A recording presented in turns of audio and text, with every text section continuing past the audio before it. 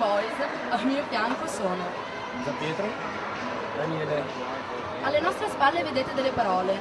Sono parole che riguardano l'e-democracy. Allora, ne dovete scegliere una e dovete dirmi che cosa ne pensate. Allora, inizia alla mia destra.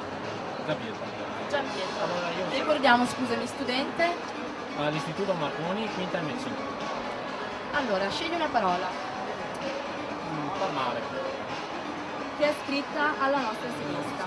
Allora, che cosa ti fa venire in mente? Mi fa venire in mente un mondo in cui posso gestirlo tranquillamente nel mio tipo di cellulare e controllando le mie mail, navigando in internet senza nessun problema. Quindi puoi spiegarci che cos'è in termini, insomma, no, quello che tu sai, che cos'è il palmare?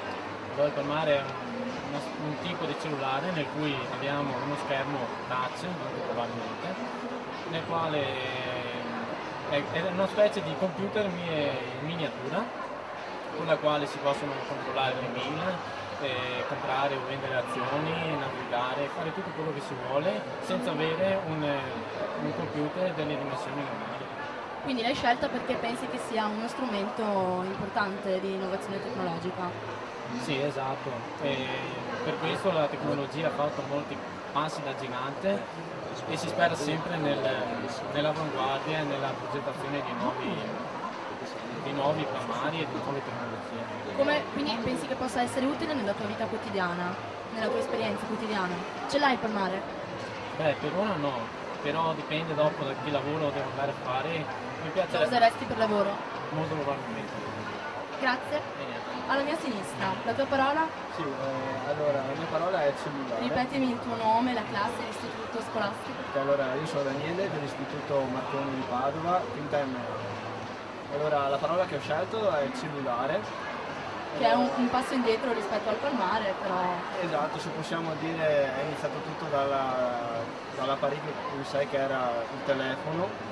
Il telefono all'inizio era un apparecchio fisso, poi appunto con l'entrata del cellulare è diventato un portatile, uno strumento che al giorno d'oggi tutte le persone hanno.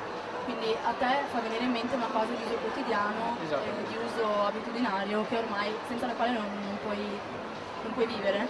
Esattamente. Penso che anche userei il cellulare per diverse tipologie di lavori, molto utile appunto la navigazione in internet,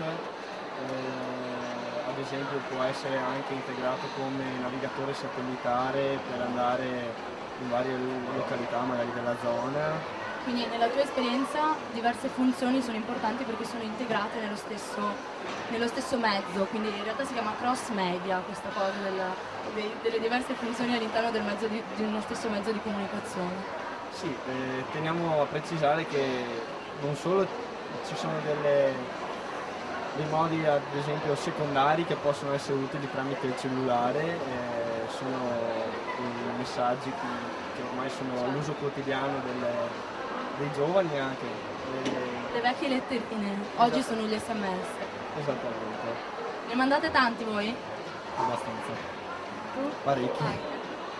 Allora, dai miei boys del Marconi è tutto, grazie. Ciao. Ciao. Ciao.